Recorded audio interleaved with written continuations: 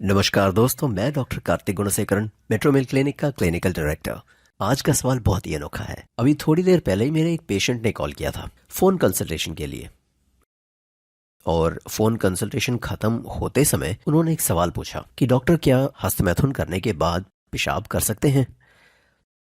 मैंने कहा हस्तमैथुन करिए या संभोग करिए, उसके बाद पेशाब करने में क्या दिक्कत होने वाली है? तो उन्होंने कहा कि सुना है कि हस्तमैथुन के बाद अगर पेशाब करते हैं तो शुक्राणु बाहर निकल जाते हैं। मैंने कहा ऐसा कहाँ पढ़ा आपने? कहते हैं नहीं डॉक्टर, बहुत लोगों ने बताया और मेरे दोस्त भी इसके बारे में बात कर रहे थे और बोलते हैं कि उन्होंने कहीं पढ़ा भी है इसके बारे में। अब लोगों के मन में अगर ये सवाल पैदा हो गया है तो मुझे लगा इसे क्लियर कर देना चाहिए। तो आपको मैंने पहले ही बताया कि शुक्राणु कहाँ से निकलते हैं? अंडकोश से। अब इसमें होते क्या है? एक शुक्राणु, एक वीर्य का जल। वीर्य कहाँ से निकलता है? अब दो तरह के अंडकोश होते हैं, एक है प्रोस्ट्रेट और सेमिनर वेसिकल्स। ज्यादा कंट्रीब्यूशन जो है वो सेमिनर वेसिकल से निकलता है, यानी 80% वीर्य सेमिनर वेसिकल से निकलता है और 20% प्रोस्ट्रेट से। ठीक है, तो ये सब मिला के जो है वीर्य के रूप में बाहर निकलता है। ठीक है, अब अगर आप संभोग करते हैं या हस्तमैथुन करते हैं तो होता क्या है? अब वीर्य निकलते समय होता क्या है? देखिए, यूरिन ब्लैडर के ऊपर एक स्फिंक्टर होता है जिसे हम यूरिथ्रल स्फिंक्टर या यूरिनरी स्फिंक्टर बोलते हैं, या फिर ब्लैडर नेक स्फिंक्टर बोलते हैं। अब इस स्फिंक्टर का काम क्या है?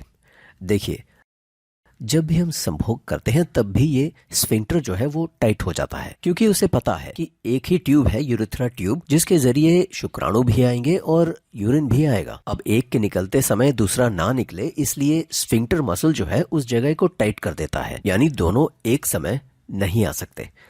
तो सेक्स करने के बाद जब शुक्राणु निकलता है तो सिर्फ शुक्राणु ही बाहर निकल सकता है, साथ में पेशाब नहीं निकल सकता। ठीक है, अब एक सिचुएशन है रेट्रोग्रेड इजैकुलेशन, जिसमें ब्लैडर नेक स्फिंक्टर जब लूज हो जाता है तो पूरा वीर्य निकल के यूरिनरी ब्लैडर में चला जाता है, और ये सिर्फ डायबिटिक पेशेंट्स के केसेस में होता है।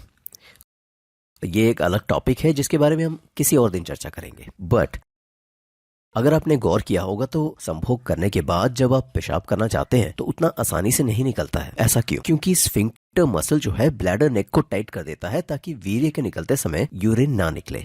इसीलिए बहुत लोगों का अनुभव यही रहता है कि संभोग करने के बाद जब पेशाब करना चाहते हैं तो आराम से नहीं निकलता है। उसका कारण यही होता है। इसका मतलब यह है कि अगर आप संभोग करने के बाद या हस्तमैथुन करने के बाद पेशाब करते हैं तो पेशाब के साथ वीर्य के निकलने की संभावना बिल्कुल नहीं है, क्योंकि वीर्य ऑलरेडी निकल चुका है।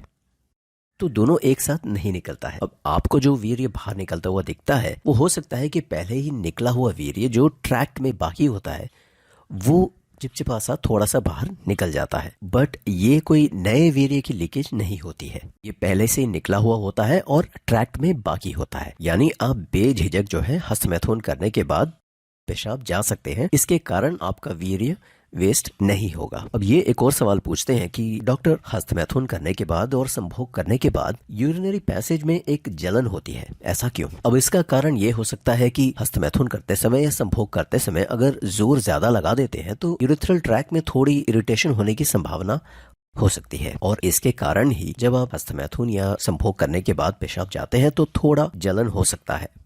ये बहुत ही नॉर्मल है और थोड़ी ही देर में जो है बर्निंग सेंसेशन सेटल हो जाती है।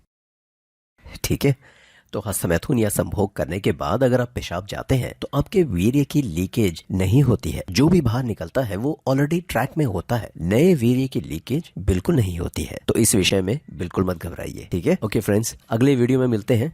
Bye, take care.